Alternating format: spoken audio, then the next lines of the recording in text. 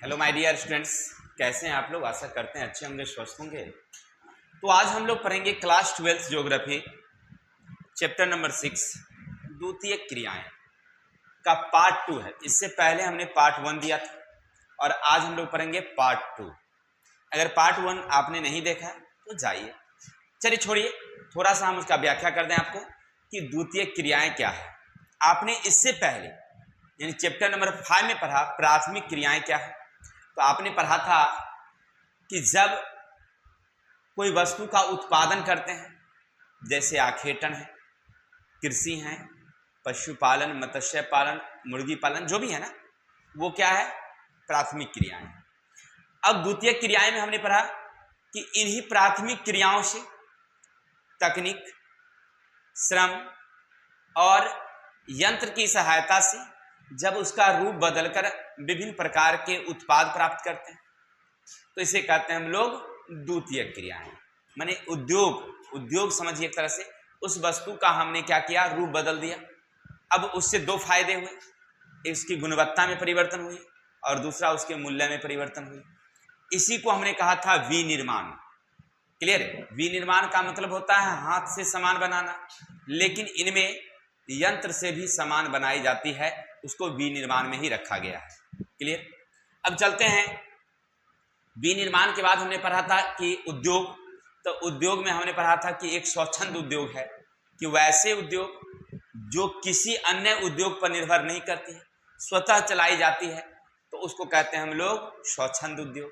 और वैसे उद्योग जो दूसरे पर निर्भर करती है तो उसको कहते हैं आधारभूत उद्योग।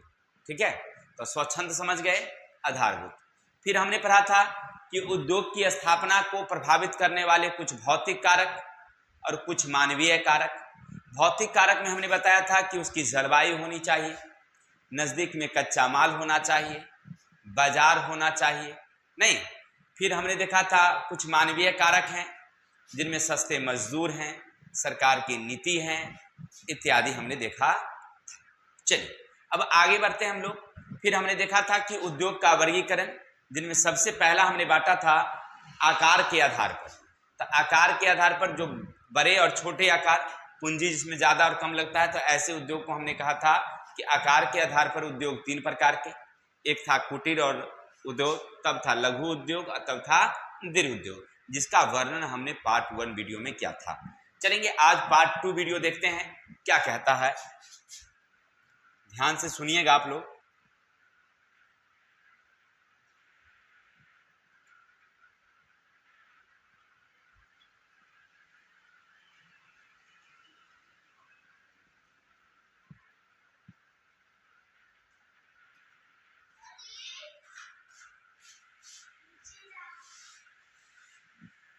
चलिए तो हम पढ़ेंगे अब।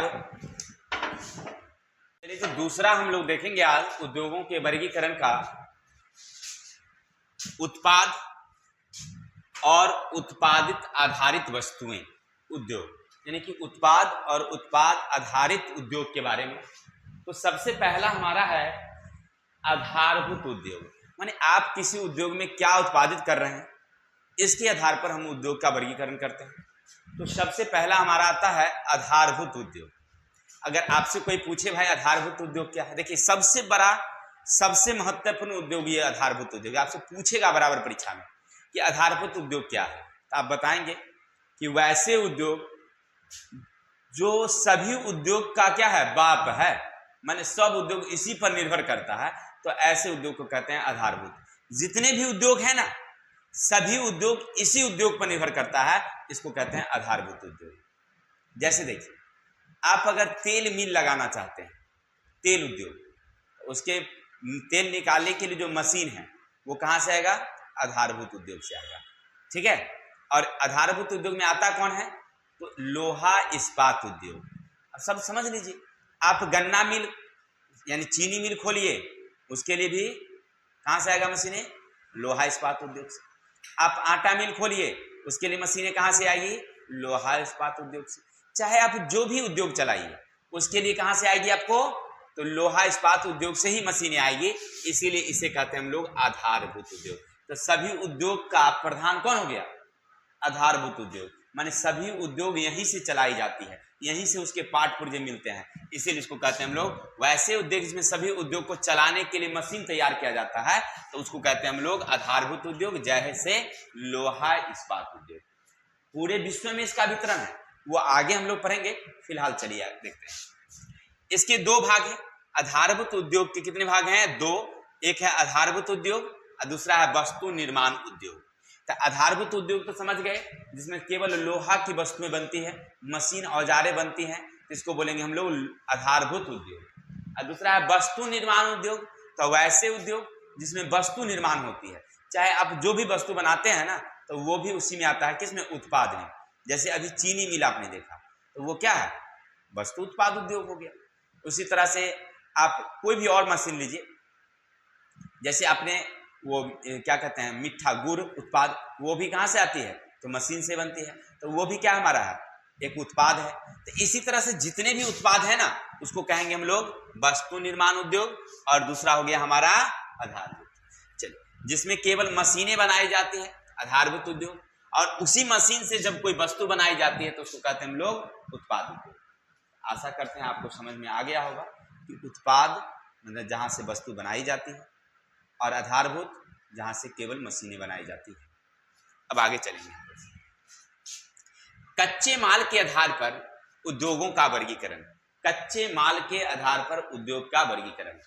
तो कच्चा माल जिसमें हम लोग जैसे उद्योग कोई चला रहे हैं, तो उसमें कहाँ से कच्चा माल दे रहे हैं, तो उसके आधार पर हम उद्योगों को अगर वर्गीकरण करें तो उसको देखते हैं। पहला हमारा है कृषि आधारित उद्योग, माने वैसे उद्योग जिसमें कच्चा माल कृषि से देते हैं, खेतों से कच्चा माल कटा और वह पहुंच गया। अगर कृषि नहीं होगी तो समझिए वो उद्योग नहीं चलेगी। तो ऐसे उद्योगों को क्या बोलते हैं हम लोग? कृषि आधारित उद्योग। जैसे एक उदाहरण लीजिए, अब गन्ना आपने देखा, गन्ना से क्या चलती है? चीनी मिलें। चीनी मिल को चलने के लिए कृषि उत्पाद क्या है? गन्ना है। तो इसीलिए उसको कहते हैं हम लोग कृषि आधारित उद्योग। चलिए दूसरा, जैसे आटा मिले हैं, सरसों की तेल का मिल है, जैसे आप लीजिए सूजी मैदा मिले हैं, ये सब क्या है? कृषि आधारित। जब तक कृषि नहीं होगी उद्योग नहीं चलेगी, क्योंकि कृषि का कच्चा माल ही कहाँ जा रहा है? उद्योग में जा रहा है। जैसे तंबाकू सिगरेट उद्योग है, वो क्या है? क्योंकि तंबाकू चाहिए तभी तो सिगरेट बनेगी, इसीलिए ये क्या हो गया? कृषि आधारित उद्योग हो गया। ठीक है, तो अभी आप क्या पढ़ रहे थे? कृषि आधारित, यानी वैसे उद्योग जिसमें कच्चा माल के रूप में खेतों से जो उत्पादित वस्तुएं हैं उसको हम लोग डालते हैं, तो उसको कहते हैं कृषि आधारित उद्योग। जिनमें हमने देखा कि चीनी उद्योग, सूजी मैदा उद्योग, सिगरेट उद्योग इत्यादि। आशा करते हैं आपको इतनी बातें समझ में आ गई है। आगे है खनिज आधारित उद्योग। तो वैसे उद्योग जिसको चलाने के लिए कच्चा माल खनिज के रूप में देते हैं। खनिज यानी कि जैसे लोहा है, तांबा है, कोयला है, मैग्नीज है, चूना पत्थर है। तो ऐसे उद्योग को कहते हैं हम लोग खनिज आधारित, यानी कच्चा माल खनिज है, कृषि नहीं, खनिज। अब दोनों पढ़ोगे तो समझ में आ जाएगा। जैसे देखिए धात्विक ये उद्योग है, लेकिन इसको आगे चलते हैं, पहले इसको समझ लीजिए। जैसे अभी आपने कच्चा माल क्या दिया है?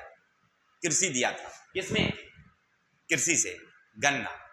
अब दूसरा खनिज आधारित में देखिए, सीमेंट उद्योग चलाना है, तो सीमेंट उद्योग के लिए कच्चा माल खेतों से लाया जाता है? नहीं, उसके लिए चाहिए हमको कोयला, उसके लिए चाहिए चूना पत्थर। ये सब क्या है? प्रकार का खनिज है। क्या? जैसे तांबा उद्योग है, तो तांबा उद्योग के लिए कच्चा माल क्या है? तांबा है, कोयला है, उसको हमें कहीं से लाना पड़ेगा क्या? कृषि को, कृषि से कुछ चाहिए नहीं हमें, सब कुछ खनिज है। लोहा इस्पात उद्योग, उसके लिए क्या चाहिए हमको? तो लोहा चाहिए, मैग्नीज चाहिए, कोयला चाहिए। ये सब क्या कृषि से आता है? नहीं, ये सब खनिज है। खनिज आधारित समझ गए, जिसमें खनिज हम लोग कच्चा माल के रूप में देते हैं। इसको दो भागों में बांट दिया गया है, एक धात्विक उद्योग और एक अधात्विक उद्योग। धात्विक उद्योग वे हैं जिससे धातु का निर्माण होता है, अधातुक वे हैं जिससे अधातु का निर्माण होता है। क्लियर? अब धातुक में भी दो प्रकार के होते हैं, एक लौह और एक अलौह। लौह जिसमें लोहा का उत्पादन, अलौह जिसमें अन्य धातु जैसे टीन, तांबा, जस्ता, ये सब धात्विक ही हैं लेकिन लोहा नहीं है।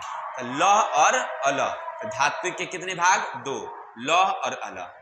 अधात्विक वैसे जो अधातु का निर्माण करते हैं, इसमें भी दो होती है, एक कार्बनिक और एक अकार्बनिक। क्लियर? तो आपको इतनी बातें समझ में आ गई होगी कि भाई कौन कौन से उद्योग हैं। अगला है, सॉरी खनिज आधारित तो लिख ही दिए थे, वन आधारित उद्योग। कौन है? वन आधारित उद्योग। तो वैसे उद्योग जिसमें कच्चा माल हम लोग वन से देते हैं, वन रहेगा तभी चलेगा। जैसे आयुर्वेदिक दवाइयाँ कहाँ से मिलती है? वन से। वन रहेगा तभी तो उद्योग चलेगा। चलिए दूसरा, वन आधारित उद्योग में लीजिए फर्नीचर उद्योग, जैसे लकड़ी कुर्सी टेबल बनाना, ये कौन है? वन आधारित उद्योग है। वन रहेगा तभी चलेगा। तो ऐसे उद्योग को कहते हैं हम लोग वन आधारित उद्योग। इसके अलावा है पशु आधारित उद्योग। तो वैसे उद्योग जो पशु से कच्चा माल दिया जाता है, जैसे चमड़ा उद्योग, जूते चप्पल बनाए जाते हैं ना, ये कहाँ से आते हैं? पशु से आते हैं।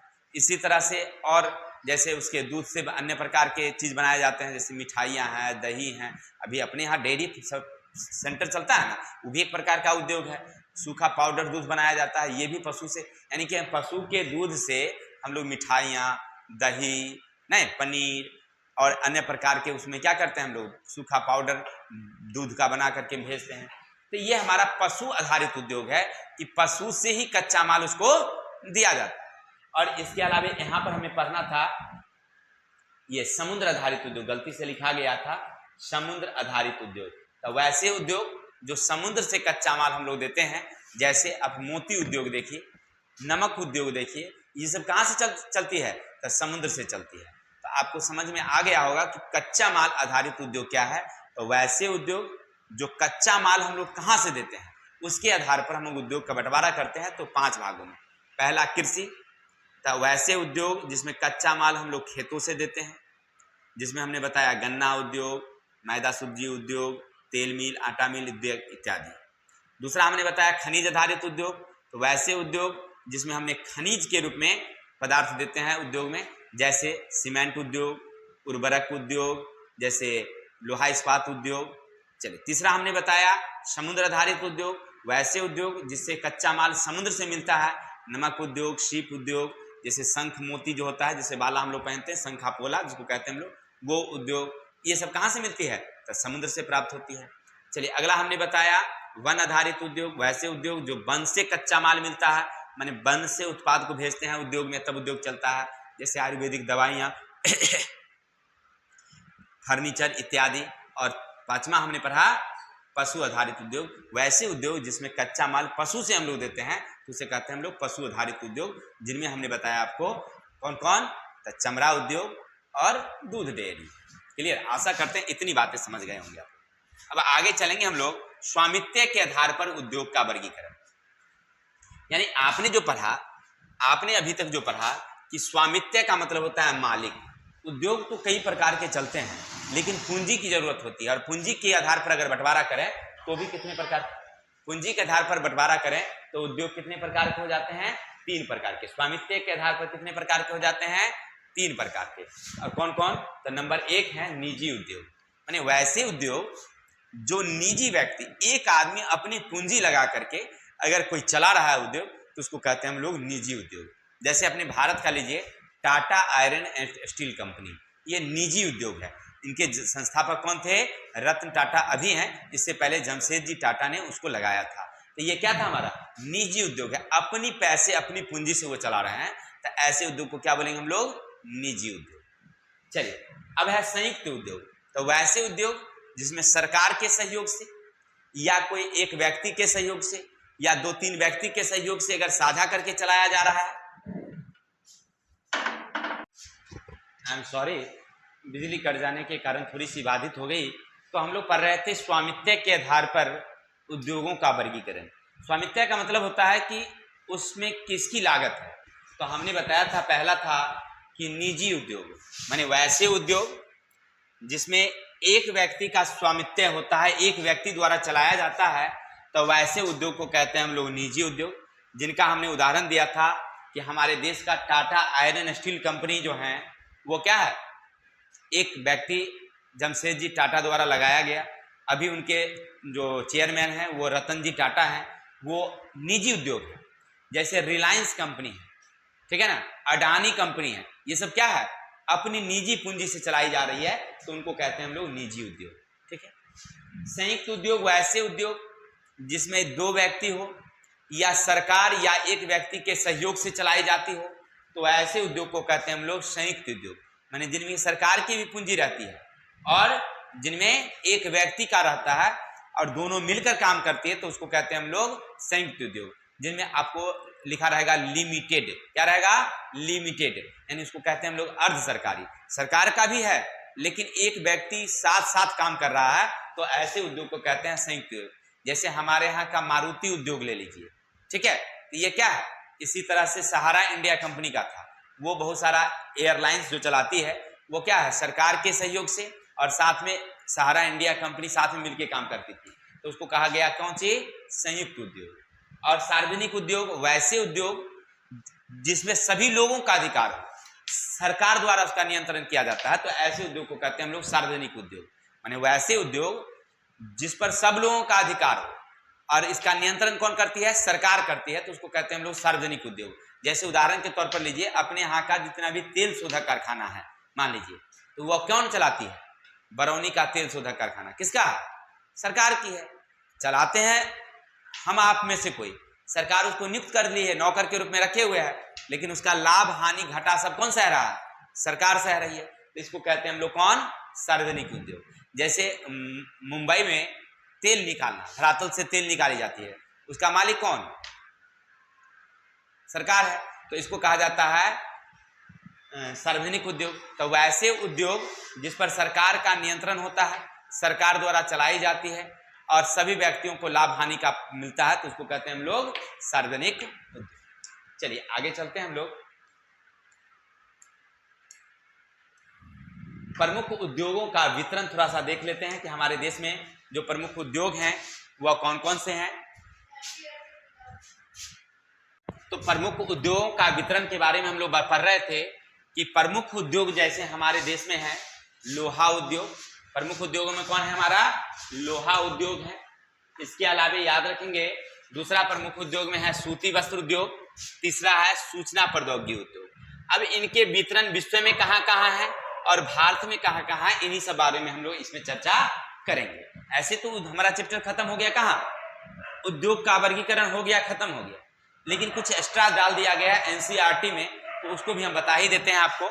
चलिए, लोहा इस्पात उद्योग। लोहा इस्पात उद्योग, यह उद्योग सभी उद्योगों के आधार है, क्योंकि सभी उद्योग इसी उद्योग के बनी हुई मशीन से ही चलाई जाती है, इसीलिए इसे कहते हैं हम लोग लोहा आधारभूत उद्योग। लोहा इस्पात को क्या बोलेंगे हम लोग? आधारभूत उद्योग।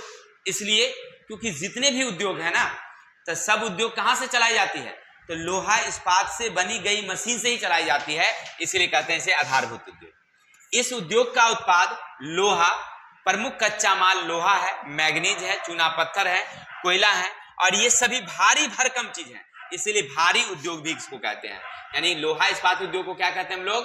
भारी उद्योग कहते हैं। क्यों कहते हैं? क्योंकि इसकी जो मतलब उत्पाद है ना, वो सब भारी है, कच्चा माल भी भारी बनता है, वो भी क्या है? भारी। जैसे आप एक उदाहरण ले लीजिए कि उसमें कोयला वो भी भारी, मैग्नीज वो भी भारी, चूना पत्थर वो भी भारी, सब कुछ भारी है, इसीलिए इसको भारी उद्योग भी कहते हैं।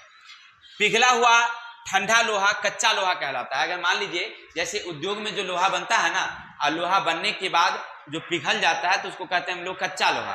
क्या बोलते हैं हम लोग? इसको क्या बोलेंगे हम लोग? कच्चा लोहा बोलेंगे। और मैग्नीज मिलाने से जो इस्पात बनता है, यानी कि याद रखिएगा, आपसे पूछता है कभी कभी कि कच्चा लोहा से इस्पात कैसे बनता है, तो लिखिएगा कच्चा लोहा में मैग्नीज मिला देते हैं तो क्या बन जाता है? वो इस्पात। क्या बन जाता है? इस्पात। चलिए आगे हैं। तो आपने अभी तक देखा लोहा इस्पात उद्योग के बारे में, जिनमें आपने देखा कि यह उद्योग आधारभूत उद्योग है, यह भारी उद्योग कहलाता है, और पिघला हुआ लोहा कच्चा लोहा कहलाता है, और कच्चे लोहे में मैग्नीज मिला देते हैं तो क्या बन जाता है? ये इस्पात बन जाता है। ठीक है, अब चलते हैं दुनिया के प्रमुख देशों में लोहा इस्पात उद्योग कहाँ कहाँ प्रमुख हैं। तो याद रखिएगा, अमेरिका जो महादेश हैं उनमें है Pittsburgh, Chicago, Erie, Cleveland, Lorain, ये सब प्रमुख लोहा इस्पात उद्योग केंद्र है। कहाँ? तो अमेरिका के। अब चलते हैं यूरोप के कुछ हैं। तो यूरोप में याद रखेंगे Great Britain, Germany, Belgium, Netherlands, Soviet रूस, ये यूरोप के कुछ हैं।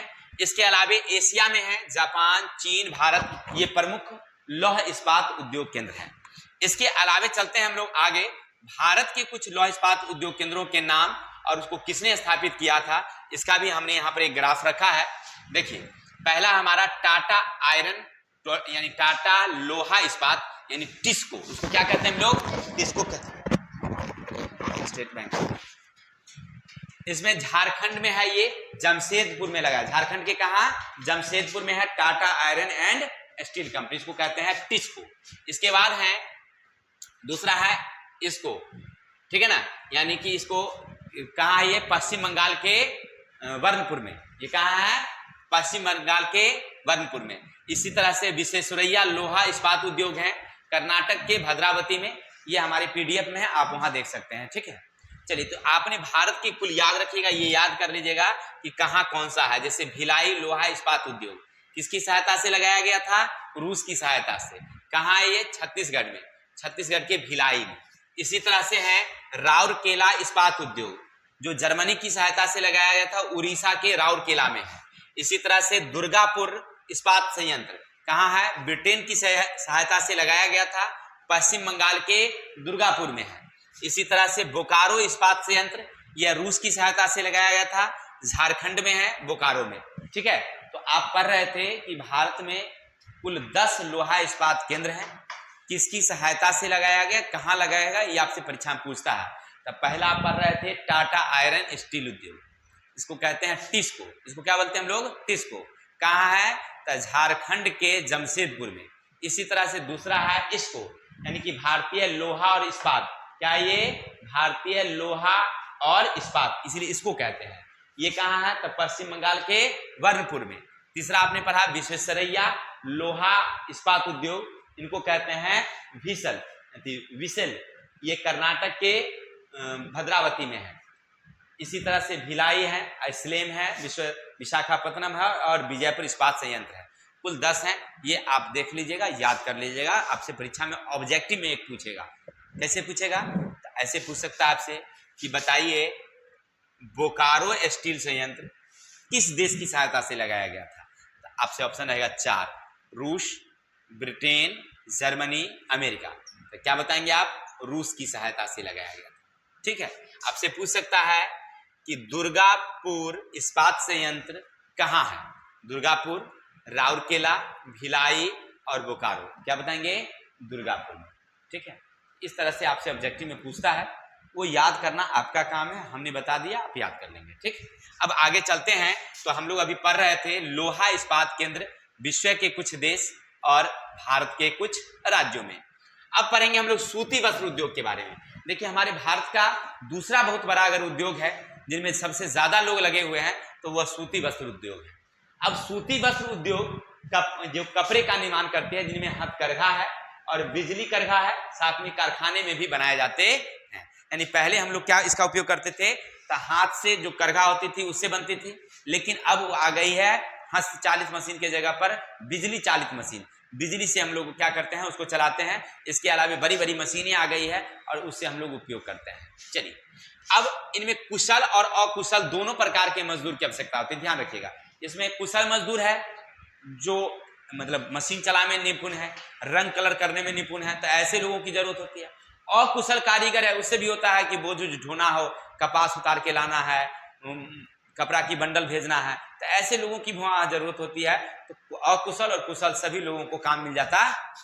इसके अलावा इस उद्योग की अधिक पूंजी की आवश्यकता होती है। उद्योग लगाने के लिए पूंजी ज्यादा चाहिए।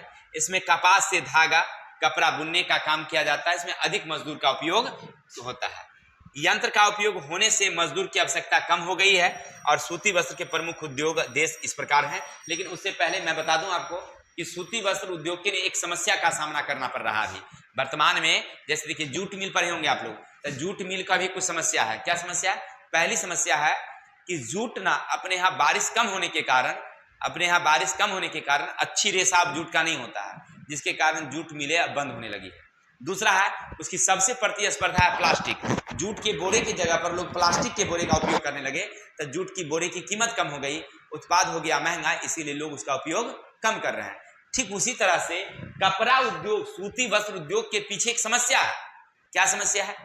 पहली बात तो भारत में खास करके अगर बात करेंगे तो भारत में जो कपास है ना वो लंबे रेशे वाली नहीं है, एकदम छोटी रेशे वाली है। तो यहाँ के मिल मालिकों को ज्यादा लाभ नहीं मिल रहा है। अब उनको क्या करता है, विदेश से मंगवाना पड़ता है लंबे रेशे वाली, लाने पर एक्सपोर्ट ज्यादा होता है, भाड़ा तो लगेगा ही, तो परिणाम होता है कि खर्च उनका ज्यादा हो रहा है। नंबर एक।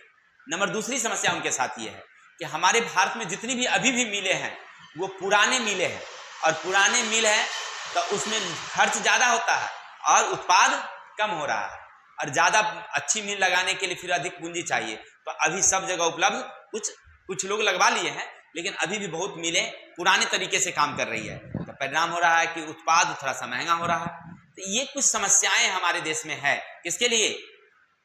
सूती वस्त्र निर्माण के लिए। और सबसे बड़ी बात है कि देश के हर भागों में लगाया भी नहीं जा सकता, क्योंकि उसके लिए एक अनुकूल दशा होती है, और वह अनुकूल दशा भारत के हर भागों में नहीं है।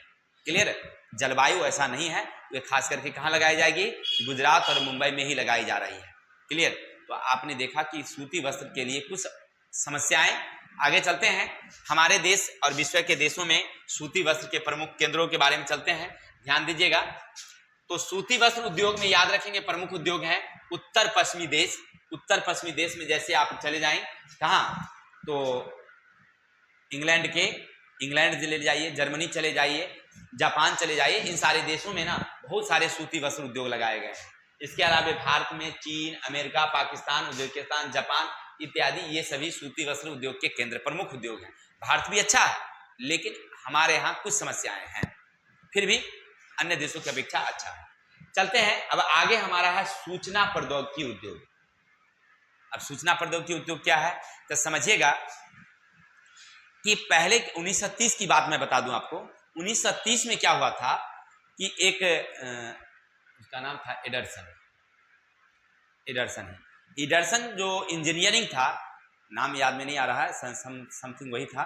तो उन्होंने क्या किया था कि अपने इंजीनियरिंग के विद्यार्थियों को कहा कि आपको इंजीनियरिंग करके, जो इलेक्ट्रिक इंजीनियर था उसको कहा गया कि आप ना इसी क्षेत्र में काम करेंगे, इलेक्ट्रिसिटी क्षेत्र में, दूसरे क्षेत्र में नहीं जाएंगे।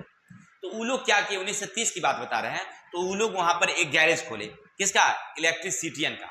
और उसके बाद उन्होंने उस काम में विस्तार करना शुरू किया, और उसी विस्तार के फलस्वरूप आज सूचना प्रौद्योगिकी केंद्र इतना है। आप जो मोबाइल से बात कर रहे हैं वो समझिए उन्हीं का देन है आज।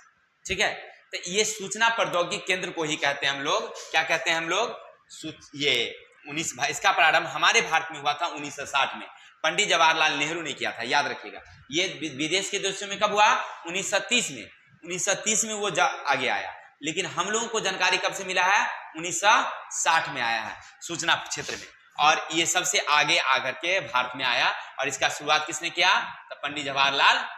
उच्च प्रौद्योगिकी उद्योग के विज्ञान और इंजीनियरिंग उत्पाद के निर्माण किया जाता है। देखिए आपने अभी क्या समझा कि इसमें इंजीनियरिंग उत्पाद है, इसमें रिसर्च किया जाता है, नई नई चीजें खोज की जाती है, और सारी काम किससे होती है? तो कंप्यूटर की सहायता से। याद रखिएगा, जितने भी काम है ना, किसकी सहायता से? कंप्यूटर से। इसमें निपुण श्रमिक की जरूरत है, एकदम अच्छे कारीगर की जरूरत है। अब हमरे जैसे बकलोला को भेज दीजिएगा, कुछ नहीं होगा उसको, नहीं, रिसर्च करने आता ही नहीं है। तो रिसर्च करने का काम जो अच्छे अच्छे निपुण लोग हैं, काफी शिक्षित लोग हैं, ऐसे लोग करते हैं। ठीक है, अधिकांश काम कंप्यूटर की सहायता से।